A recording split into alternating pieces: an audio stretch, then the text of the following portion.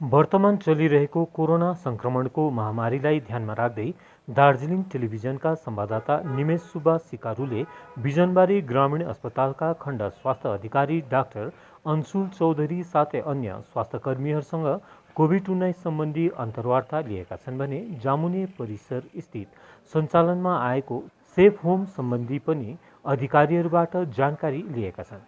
हाल उक्त सेफ होममा 19 जना संक्रमितहरूले स्वास्थ्य लाभ गरिरहेको चिकित्सकहरूले बताएका छन्। दार्जिलिङ टेलिभिजन हेरेर बसिरहनु हुने सम्पूर्ण महानुभावलाई न्यानो अभिवादन जनाउँदै आज हामी बिजनबारी खण्ड स्वास्थ्य विभागका अधिकारी श्री अन्सुल चौधरीज्यूसँग हामी यहाँ एउटा छोटो अन्तर्वार्ता लिन गइरहेका छौँ र विशेष अहिले यो कोरोनाको महामारी चलिरहेको समयमा उहाँले बिजनबारी क्षेत्रमा के कस्तो कार्यहरू गरिरहनु भएको छ र हाम्रो यस बिजनबारी भेगमा कति संक्रमितहरू रहेको छ यस विषयमा हामी उहाँसँग कुरा गर्नेछौँ। सर, आपका स्वागत है। नमस्ते सर, जब अभी ये जो कोरोना का जो केसेस अभी बढ़ रहा है, चारों तरफ ये चल रहा है, बिजनबारी ब्लॉक वैसे भी एकदम बड़ा ब्लॉक है, आपको पता है, आपका एरिया भी बहुत बड़ा है। अभी तक जो स्टार्टिंग से लेकर अभी तक का आपका प्रोग्रेस क्या है सर? हम लोग का एरिया तो बहुत ही बड़ा है, इसके हिसाब से यहाँ पॉपुलेशन भी बहुत ज़्यादा है और इस कोरोना महामारी में हम लोग बहुत ज़्यादा सफ़र कर रहे हैं। हम लोग बहुत सारा कोशिश कर रहे हैं कि पब्लिक को कोरोना का बीमारी नहीं हो, जिसके लिए हम लोग वैक्सीनेशन प्रोग्राम बहुत जल्दी से करवा रहे हैं, जगह जगह में करवा रहे हैं। अगर ज़्यादा ये है संक्रमित लोग ज़्यादा हो रहे हैं उसको आइसोलेट रखने का कोशिश कर रहे हैं, होम आइसोलेशन में रख रहे हैं। और इन लोगों के लिए हम लोग यहाँ पर अपने ब्लॉक के अंदर में जामुनी में एक सेफ होम भी खोला है जो 50 बेडेड का है। वहाँ पर अभी वो 19 पेशेंट को हम लोग रखे हुए हैं जो वो कुछ दिन में ठीक होके उन लोगों का प्रोग्रेस बहुत ही अच्छा है। वहाँ पर मेरा डॉक्टर का फैसिलिटी है, नर्सिंग स्टाफ है, खाना का फैसिलिटी है और वहाँ पर बहुत अच्छा ट्रीटमेंट हो रहा है। पेशेंट को बहुत अच्छा हम लोग देखभाल कर रहे हैं। अगर वहाँ से हम लोग आशा करते हैं कि 19 पेशेंट बहुत ही अच्छे कंडीशन में ठीक होकर डिस्चार्ज होकर घर जाएं। जैसे आपने जब यहाँ पर पहली बार आए आप एज ब्लॉक मेडिकल ऑफिसर, उस दिन से अभी तक तो बहुत प्रोग्रेस देखे हमने इस मतलब फील्ड में। लेकिन यहाँ पर क्या है कि सर, जैसे कि अब गोरखे राम सामान देन हुआ है ना, बहुत रूरल एरियाज होता है, उसमें आप लोग कैसे काम कर रहे हो उस जगह में?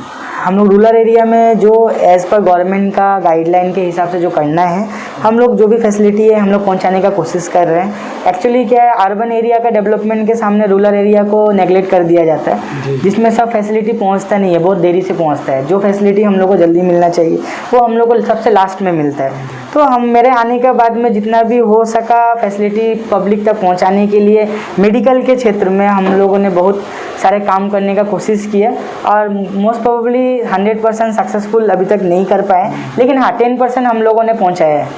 सर, जैसे वैक्सीनेशन अभी चल रहा है, पिछले 1 महीने से बहुत अच्छे तरीक़े से हो रहा है, लेकिन जैसे कि अभी सेकेंड डोज लगाने में प्रॉब्लम हो रहा है। जैसे कि स्पेशली हम लोगों के पास फीडबैक क्या आता है कि जो भी हो, जैसे कि रजिस्ट्रेशन के बारे में हो, दूर दराज से आदमी लोग हॉस्पिटल आना पड़ता है, दिन भर रहना पड़ता है, फिर भी उन लोगों का मतलब रजिस्ट्रेशन वो लोग मतलब डोज नहीं लगा पाते, इसके बारे में क्या है? एक्चुअली वैक्सीन को लेके जो पब्लिक को प्रॉब्लम हो रहा है, उनको जो परेशानी का सामना कर रहा है उसके लिए हम सॉरी बोलते हैं। ये एक्चुअली होना नहीं चाहिए था। एक्चुअली जनरल पब्लिक के लिए अभी तक वैक्सीनेशन स्टार्ट नहीं हुआ है। कुछ दिन पहले ही नोटिस आया कि अब हम लोग स्टार्ट करेंगे 18+ लोगों का, लेकिन अभी जितने लोगों का वैक्सीनेशन हुआ है वो 16 कैटेगरी 14 कैटेगरी में आते हैं, government employee, hawkers, union, industrial, वो लोग का ही हुआ है। जिसमें जितना भी आपका रिटेलर शॉप वाले हैं अकॉर्डिंग टू जो प्रायोरिटी लिस्ट में आ रहे हैं वो थ्रू SDO BDO के थ्रू लिस्ट में ग्राम पंचायत में लिस्टिंग करके BDO के थ्रू परमिशन होके हम लोग को जो लिस्ट सप्लाई किया जा रहा है उसके अकॉर्डिंगली हम लोग वैक्सीन दे रहे हैं। मतलब सीधा हॉस्पिटल में आकर रजिस्ट्रेशन नहीं हो रहा? नहीं, डायरेक्ट हॉस्पिटल में रजिस्ट्रेशन नहीं हो रहा है। हम लोगों का एक्चुअली जो ऐप है वो ऐप के थ्रू होने का बात था, लेकिन ऐप सक्सेसफुल अभी नहीं है, जिसके कारण से ग्राम पंचायत में हर एक GP में इसका रजिस्ट्रेशन हो रहा है अकॉर्डिंग टू प्रायोरिटी लिस्ट, उसमें हो रहा है। सिर्फ हम लोग एबव 45 का हम लोग डायरेक्ट दे रहे हैं। सर, ऐसा भी है जैसे कि आपने बोला कि थ्रू ग्राम पंचायत नाम रजिस्ट्रेशन करके ऑफिस आए है ना, मतलब वैक्सीनेशन के लिए आए, लेकिन कहीं पर मतलब जो गांव का लोग का ये भी कहना है कि उन लोगों का कि प्राइमरी हेल्थ सेंटर उधर है, अगर वहीं पर वो वैक्सीनेशन करवाने से अच्छा होगा, ऐसा भी उन लोगों का कहना हाँ, हम लोग तो वहीं पर ही वैक्सीन करवा रहे हैं। जितना भी मेरा सब सेंटर है बिजनबारी रूरल हॉस्पिटल के अंडर में 41 सब सेंटर है, हम लोग जितना भी सब सेंटर में ही वैक्सीनेशन करवाएंगे। हो रहा है सर? हाँ, वो हो रहा है, लेकिन अभी क्या है, प्रायोरिटी ग्रुप के हिसाब से जो उसका एबव 45 एज में है उन लोगों का हो रहा है। मतलब उनको किस तरह से करना पड़ेगा सर? जैसे कि जीपी में ही वो करना पड़ेगा कि नाम रजिस्ट्रेशन करना पड़ेगा, या तो वो प्राइमरी हेल्थ सेंटर में जाकर अपना नाम हाँ, अभी जैसे कि हम लोग का जो गवर्नमेंट ऑर्डर के हिसाब से एबव 18 प्लस को और एबव 45 को, दोनों ग्रुप को एक 14 कैटेगरी में हम लोग का प्रायोरिटी लिस्ट है, जिसमें गवर्नमेंट एम्प्लॉई है, कुछ हॉकर्स है,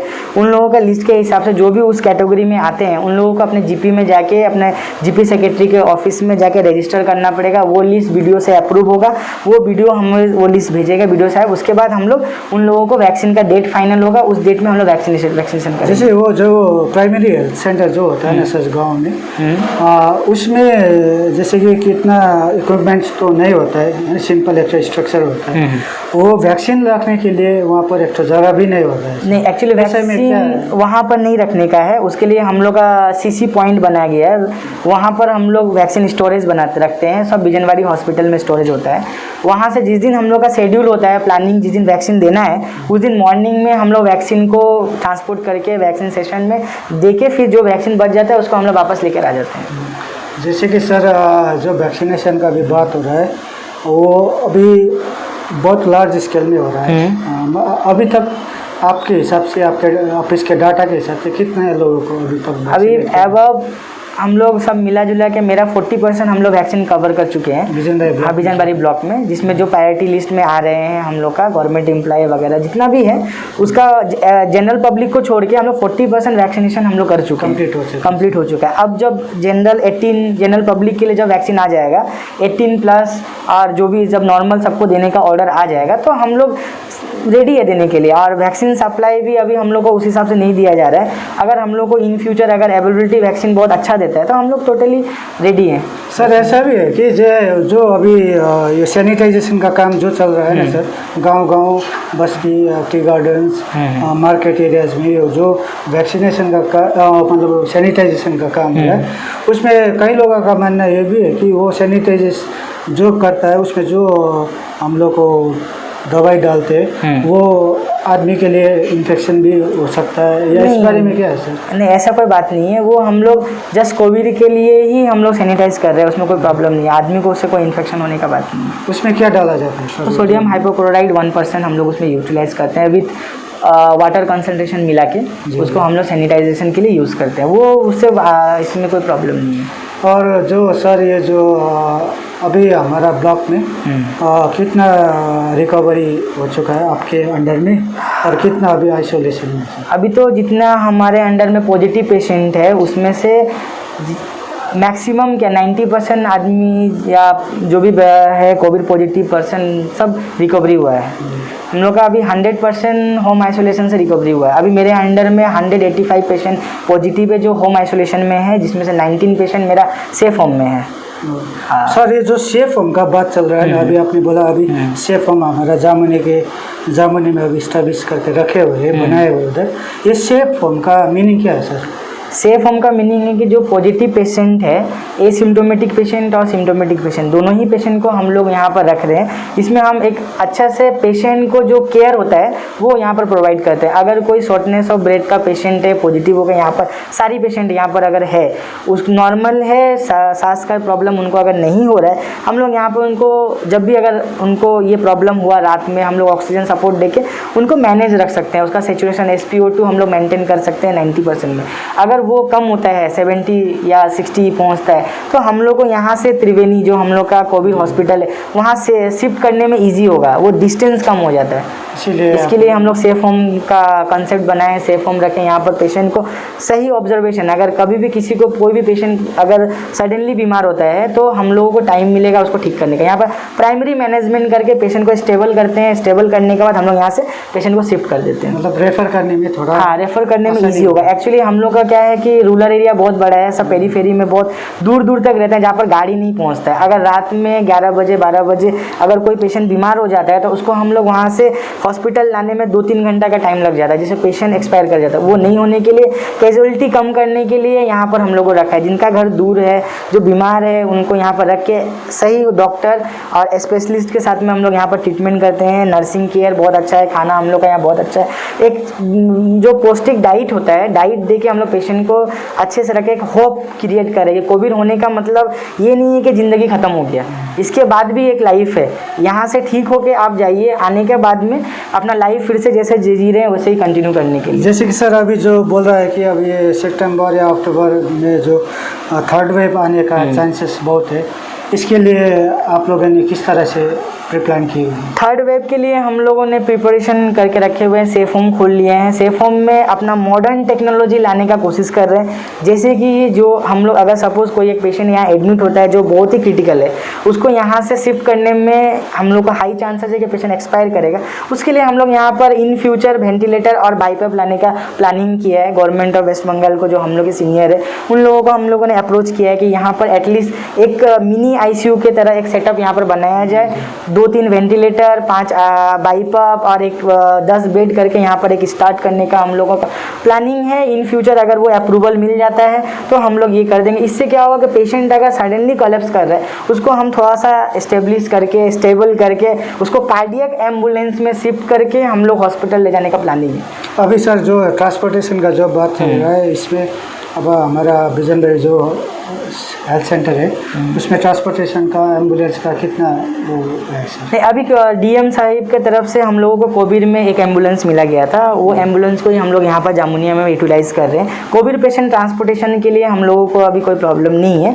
उसके लिए हम लोग का एक कोविड एम्बुलेंस है। अगर इन फ्यूचर हम लोग एक और एम्बुलेंस के लिए बोले हैं, अगर वो मिल जाता है तो हम लोग उसको यूटिलाइज़ करेंगे। और हमारे MP साहब ने बोला है कि हम लोगों को इन फ्यूचर एक एम्बुलेंस देंगे, तो हम लोग उनका आभारी है और हम लोग उनका एम्बुलेंस का वेट कर रहे हैं कि जल्दी ही वो लोग हम लोग को एम्बुलेंस प्रोवाइड कर दें, जिससे बिजनबारी का पब्लिक को ट्रांसपोर्टेशन के लिए थोड़ा सा इन फ्यूचर बहुत ही रिलैक्स मिलेगा। अहिले यहाँ हाम्रो अन्जु सरले भन्नुहुँदै थियो कि हाम्रो माननीय सांसद श्री राजु विश्वज्यूले पनि बिजनबारी ग्रामीण अस्पताललाई एउटा एम्बुलेन्स दिने भनेर उहाँले पनि वाचा गर्नुभएको छ। र हामी दार्जिलिङ टिभीको तर्फबाट पनि सांसद महोदयलाई अनुरोध गर्दै चाँडोभन्दा चाँडो बिजनबारी ग्रामीण अस्पताललाई एउटा एम्बुलेन्स प्रदान गरिदिनुहुन्छ भन्ने हामी सांसद महोदयप्रति अपिल गर्दछौँ। सर, जो भी अभी हम बात हुआ कि ऐसा हो रहा है, हमारे जितना भी बहुत सा ये नेगेटिव थॉट्स लेकर आदमी लोग बैठा है कि ऐसा हो रहा है, वैसा हो रहा है, थोड़ा खांसी आने पर भी कोविड आदमी लोग ये मिसअंडरस्टैंडिंग बहुत हो रहा है कि ये इसको कोविड हुआ है, ऐसा हुआ है। ऑटोमेटिकली सोशल डिस्टेंसिंग ये हो रहा है, फिजिकल डिस्टेंसिंग के बदले सोशल डिस्टेंस हो रहा है। इसके बारे में सर थोड़ा एक्चुअली पब्लिक से हम रिक्वेस्ट करते हैं कि कभी भी मिसकंसेप्ट नहीं लेना है और कम नॉलेज नहीं रखना है। कम नॉलेज बहुत ही डेंजर होता है। ज़्यादा नॉलेज से ज़्यादा डेंजर होता है कम नॉलेज। अगर आपके पास नॉलेज कम है तो आप हम लोग के पास आइए, हम लोग आपको कोविड के बदले अवेयरनेस कैंप चला रहे हैं। मेरा बहुत जगह जगह हेल्प सेंटर बना हुआ है जहाँ पर कोविड अवेयरनेस प्रोग्राम कर रहे हैं, जो जिसमें हम लोग का ब्लॉक ऑफिस से BDO साहब, थाना से हम लोग का OC साहब, सब मिल के हम लोग सपोर्ट कर रहे हैं। हर एक GP में हम लोग एक कोविड अवेयरनेस हेल्प डेस्क बनाए हैं, जिसमें हम लोग कोविड के बारे में आप लोगों को बता रहे हैं थ्रू ये माइकिंग के थ्रू, और हम लोग लीफलेट भी डिस्ट्रीब्यूट कर रहे हैं। इसमें सोशल डिस्टेंस मेंटेन कर रहे हैं, आदमी को सोशल नहीं करना है। और कोविड होने से ज़िंदगी ख़त्म नहीं होता। आप इलाज करवाइए, सही से दवाई खाइए, हाथ अच्छे से धोइए, मास्क पहनिए, सब कुछ मेंटेन कीजिए और अच्छे डॉक्टर से ट्रीटमेंट लीजिए। और अगर आपको नहीं हो समझ में आ रहा है, आप हम लोगों से कंसल्ट कीजिए। एनी टाइम हम लोग का 24/7 हेल्पलाइन खुला है। मेरे हॉस्पिटल में आइए, मेरे पास अच्छे डॉक्टर्स हैं, उन लोगों का गाइडेंस में आप लोगों को कुछ होने वाला नहीं है। और हम लोग आपके साथ हैं। अगर कोई आपको दूर करता है अपने गाँव से, आपको चिंता नहीं करना है, हेल्थ आपके साथ में है। हमेशा हमेशा हम लोग आपके साथ में ही रहेंगे, ठीक है। अहिले मसँग यहाँ हुनुहुन्थ्यो बिजनबारी ग्रामीण अस्पतालका खण्ड स्वास्थ्य अधिकारी श्री अञ्चल चौधरीज्यू है, र उहाँले जे भने तपाईँहरूले सुन्नुभयो। बिजनबारी क्षेत्रमा के कस्तो प्रकारले कोभिडलाई लिएर कार्यक्रमहरू भइरहेको छ र बिजनबारी स्वास्थ्य विभागले उहाँको अगुवाईमा के कस्तो कामहरू गरिरहेको छ, ग्रामीण क्षेत्रहरूको उपस्वास्थ्य केन्द्रहरूमा के कस्तो प्रकारले भ्याक्सिनेसनको कार्यक्रमहरू, कोरोनालाई लिएर अवेरनेसको कुराहरूलाई के कस्तो प्रकारले उहाँले गरिरहनु भएको छ भन्ने कुरो तपाईँहरूले पनि जान्नुमा आयो होला। र म पुनः फेरि एकचोटि यहाँ तपाईँहरूलाई यो च्यानल मार्फत डिटिभीको टोली हामी माननीय सांसद श्री राजु विष्टद्वारा अनुरोध गर्न चाहन्छौँ कि तपाईँले जुन एउटा वचन बिजनबारी ग्रामीण अस्पताललाई एउटा एम्बुलेन्स दिने भनी दिनुभएको थियो, हामीलाई आशा छ तपाईँले त्यस वचनलाई चाँडोभन्दा चाँडो पुरा गरिदिनुहुन्छ भने। सर, आपको हार्दिक धन्यवाद। मैं doctor Kaustubh Kaur, safe home का मेडिकल ऑफिसर और Covid nodal officer Bijanbari hospital, rural hospital का। यहाँ पर सेफ होम चालू हो गया है। सेफ होम में सब जो इंफ्रास्ट्रक्चर रहना चाहिए, जो प्रोटोकॉल रहना चाहिए वो चल रहे हैं। अभी 19 पेशेंट एडमिट हुआ है। डेली 3 बार करके 2 मॉनिटरिंग चल रहा है, राउंड चल रहा है। राउंड में जो प्रोटोकॉल मान के जो पैरामीटर देखना चाहिए वो पैरामीटर देख रहे हैं। सब पेशेंट अभी स्टेबल है। पेशेंट ऐसे ही आता है, होम आइसोलेशन से पेशेंट रेफ़र होता है सेफ होम में, उसका भी पैरामीटर है, उसका अनुसार भी यहाँ पर आ रहे हैं पेशेंट। और यहाँ पर जो सिस्टर लोग हैं वो भी 2-3 बार राउंड दे रहा है, मॉनिटरिंग कर रहा है, पेशेंट मॉनिटरिंग अच्छा से मॉनिटरिंग हो रहा है। यहाँ पर पेशेंट के लिए जो डाइट है वो डाइट जो डिजीज़ के लिए जो डाइट वो ऐसा ही चल रहा है। जैसे डायबिटिक पेशेंट है, डायबिटीज़ के लिए डायबिटिक डाइट चल रहा है।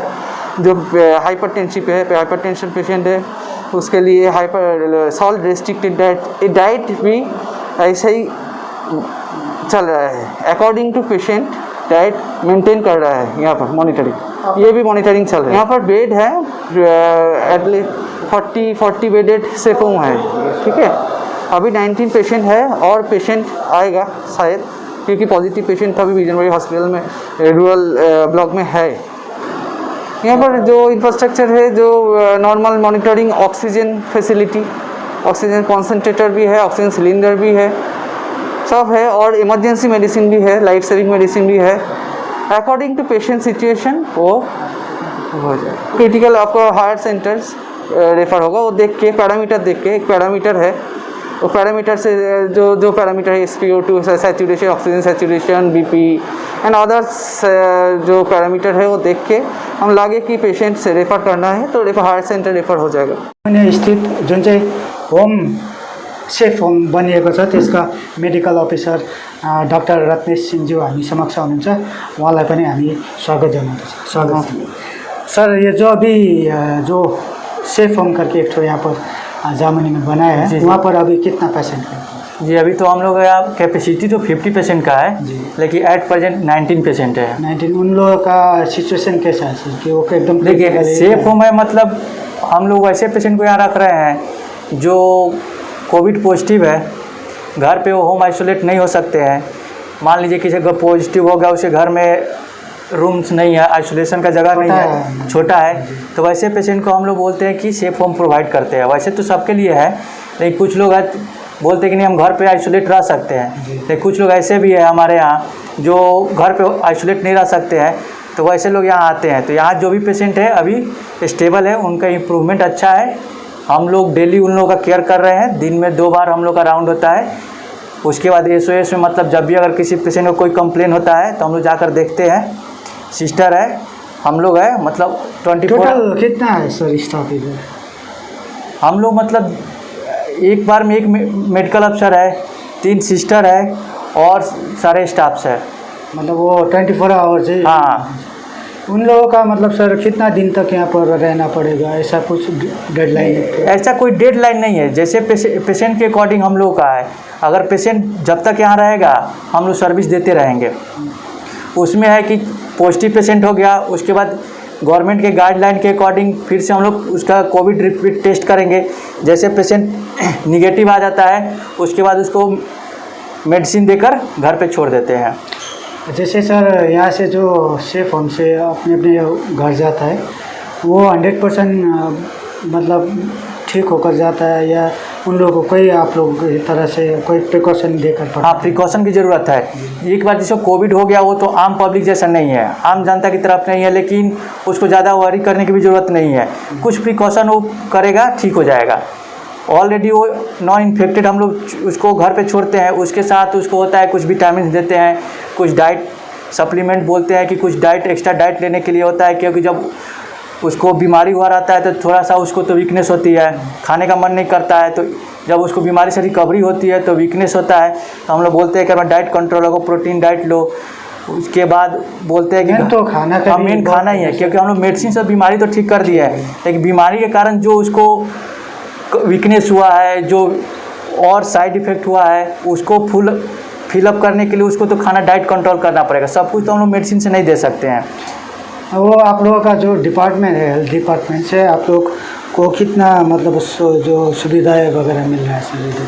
देखिए यहाँ पे रिसोर्सेज कम है, हम लोग का रिसोर्सेज कम है, लेकिन कम रिसोर्सेज में ही हम लोग अपना 100% दे रहे हैं। जो चाहिए एक पेशेंट के लिए, एक कोविड पेशेंट के लिए सारे रिसोर्सेज तो हम लोग को मिल नहीं रहा है। इतने कम रिसोर्सेज में भी हम लोग चाह रहे हैं कि जितना ज़्यादा दे सके अपना 100% दे रहे हैं, क्योंकि यहाँ पे तो हिल्स में फर्स्ट ऑफ ऑल होता है कि सभी चीज़ें की कमी होती है। दूसरी बात होती है कि यहाँ पे लोग उतने जागरूक नहीं है, लोगों को बार बार हम लोग को समझाना पड़ता है, वो समझ नहीं पाते हैं। तीसरी बात है कि अगर किसी को कोविड पॉजिटिव हो जाता है तो वो क्या बोलते हैं, उसको टेंशन में आ जाते हैं, मतलब वो हाँ साइकोलॉजिकल इफेक्ट उन लोग को होता है कि पॉजिटिव हुआ क्या होगा। लेकिन ऐसा कुछ नहीं है, जैसा हम लोग देख रहे हैं पहले से बहुत कम हो गया है, केसेस कम हुए हैं। डरने की कोई बात नहीं है, कहा भी गया कि prevention is better than cure. तो इसके लिए आपको तो फर्स्ट ऑफ प्रिवेंशन करना पड़ेगा। कोविड हो भी गया तो हम लोग उसके लिए है, बस आप मेडिसिन हम लोग का जो हम लोग बोल रहे हैं उसको फॉलो करते जाइए, आप डरने की कोई बात नहीं, आप ठीक हो जाएंगे। जैसे सर जो आपने बोला ना कि वो दवा वगैरह है जो वैक्सीनेट अभी तक नहीं हुए हैं, उन लोग को वैक्सीन नहीं लगा है, उन लोग क्या प्रिकॉशन लेना चाहिए? हाँ, जो वैक्सीन लिए हैं, जो नहीं लिए हैं, सबके लिए सेम है। फर्स्ट ऑफ मास्क लगे, मास्क का यूज़ करें, 2 गज की दूरी करें, गैदरिंग से बचें। बहुत ज़रूरी है तभी बाहर निकले, नहीं तो ना निकले। लेकिन हम यहाँ देखे हैं कि कुछ लोग ऐसा है जो वैक्सीन ले लिया, वो लोग को लगता है कि हमने वैक्सीन ले लिया हम सेफ हो गए। ऐसा कुछ नहीं है। वैक्सीन आपके इम्यून सिस्टम को बढ़ाएगा, आपके हॉस्पिटलिटी को कम करेगा। अगर आप ऐसा कुछ नहीं, हमने बहुत सारे केसेस देखा जो दोनों डोज लिए हुए उनको भी कोविड हुआ है। तो ऐसा कुछ नहीं है कि आपने वैक्सीन ले लिया तो कोविड नहीं होगा, कोविड हो सकता है, लेकिन वैक्सीन लेने के बाद उनमें सिविरिटी कम आएगी, हॉस्पिटल स्टे कम होगा, लेकिन उनको भी हो सकता है। तो जिन्होंने वैक्सीन नहीं लिया है उनको और ज़्यादा प्रिकॉशन की ज़रूरत है। गवर्नमेंट का गाइडलाइन फॉलो करें, घर में रहे, सुरक्षित रहे, ज़्यादा बाहर ना निकले।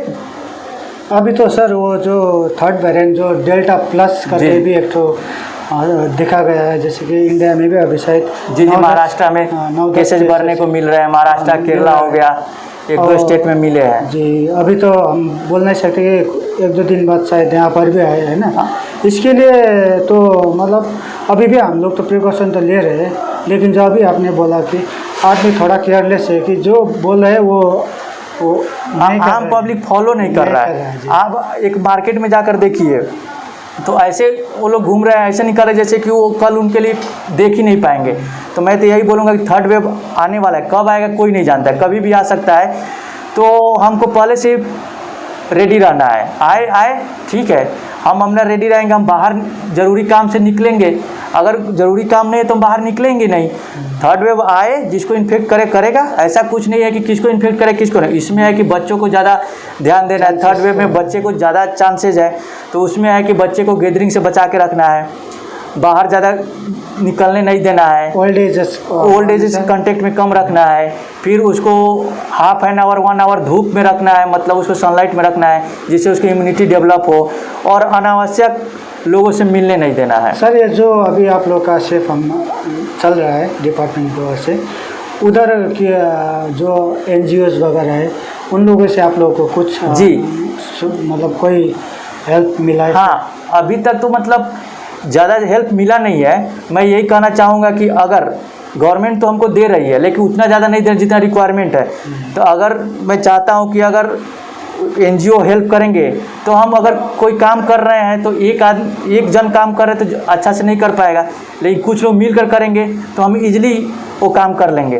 तो अभी तो गवर्नमेंट अकेले कर रही है, अगर एनजीओ वाले हम लोग को सपोर्ट करेंगे तो इजीली हम लोग कोविड को तो सेकेंड वेव को तो हरा ही चुके, थर्ड वेव को भी हराएंगे, जो भी होगा सारे डिफिकल्टी को हराएंगे। लेकिन वो लोग अगर हम लोग का साथ देंगे तो और इजीली हम लोग हरा सकते हैं। यहाँ हाम्रो डाक्टर सिंह साहबले भन्नुहुँदैछ कि अब जति पनि गैर राजनीतिक सङ्घ संस्थाहरू छ, एनजिओजहरू हुनुहुन्छ, उहाँहरूले केही हदसम्म उहाँहरूको तर्फबाट पनि विभागलाई, हाम्रो सेफ होमलाई केही सहयोगहरू पुऱ्याइदिनु भयो भने उहाँहरूलाई काम गर्नुमा अझै सुविधा हुनेछ। यो हाम्रो निम्ति मात्रै नभएर हाम्रो सम्पूर्ण पहाडको निम्ति हुनेछ। हामी तपाईँहरूलाई यो पनि निवेदन गर्दछौँ, जति तपाईँले हेरिरहनु भएको छ, तपाईँहरूले सहयोग गर्न चाहनुहुन्छ भने तपाईँहरूले आफ्नो हात अगाडि बढाएर सहयोग गर्नुहुन्छ। सर, ये जानकारी देने के लिए और एक बात मैं और आपके थ्रू बोलना चाहूँगा कि डरना नहीं है। अगर आपको फीवर आ रहा है, कफ हो रहा है, ये ज़रूरी नहीं है कि वो कोविड के कारण भी हो सकता है, वो टाइफाइड के कारण भी हो सकता है, मलेरिया के कारण भी हो सकता है, या डेंगू के कारण भी हो सकता है। तो थोड़ा सा फीवर हो आपको, आप तुरंत हमारे पास आइए, हम टेस्ट करेंगे। मैंने अपने देखा, ओपीडी में देखा कि बहुत सारे फीवर का हिस्ट्री 1 वीक से उनको फीवर हो रहा है, लेकिन वो आ नहीं रहे डर से कि कोविड टेस्ट होगा। ऐसा कुछ नहीं, फीवर का बहुत सा कारण हो सकता है। आप आइए मेरे पास। सर, आपके वो बोलते बोलते ऐसा भी है कि सर, जैसे किसी को खांसी हो गया, जैसे आपने बोला बुखार हो गया, आदमी लोग डर रहा है कि अगर हॉस्पिटल जाकर डॉक्टर को दिखाएंगे तो वो सीधा पॉजिटिव लिख देगा। नहीं, ऐसा कुछ नहीं है। हम लोग अपने बेस पे कुछ भी नहीं कर रहे हैं, सब टेस्ट के बेस पे कर रहे हैं। आज ही मैंने ओपीडी में देखा, एक पेशेंट को बहुत दिन से फीवर था, मैंने पूछा क्यों नहीं आ रहा था, डर रहा था। मैंने उसको काउंसलिंग किया कि डरने की कोई बात नहीं है, आप आइए टेस्ट कराइए। फीवर कफ आना तो जरूरी नहीं है कि कोविड ही है। आपको बहुत 1 मंथ से कफ का हिस्ट्री था पेशेंट को, वो आया, मैंने बोला तो बोला कि डर लग रहा था। मैंने बोला उसको टीबी भी हो सकता है, बिना टेस्ट के तो बता नहीं पाएंगे। तो डरने की कोई बात नहीं। थोड़ा सा भी आपको हेल्थ प्रॉब्लम हो, फीवर आ रहा हो, खांसी हो, सर्दी हो, डायरिया हो, ये सिम्टम है कोविड के, लेकिन दूसरे बीमारी के भी सिम्टम है। एक बीमारी का बहुत सारा सिम्टम होता है, बहुत सारा साइन सिम्टम होते हैं, सबको मिलाकर ऐसा नहीं कि एक सिम्टम, साइन सिम्टम से किसी बीमारी को डायग्नोज कर सकते हैं। तो ऐसा पॉजिटिव रिपोर्ट वाला वो फॉल्स है कि हम लोग फॉल्स पॉजिटिव दे देंगे, ऐसा कुछ नहीं।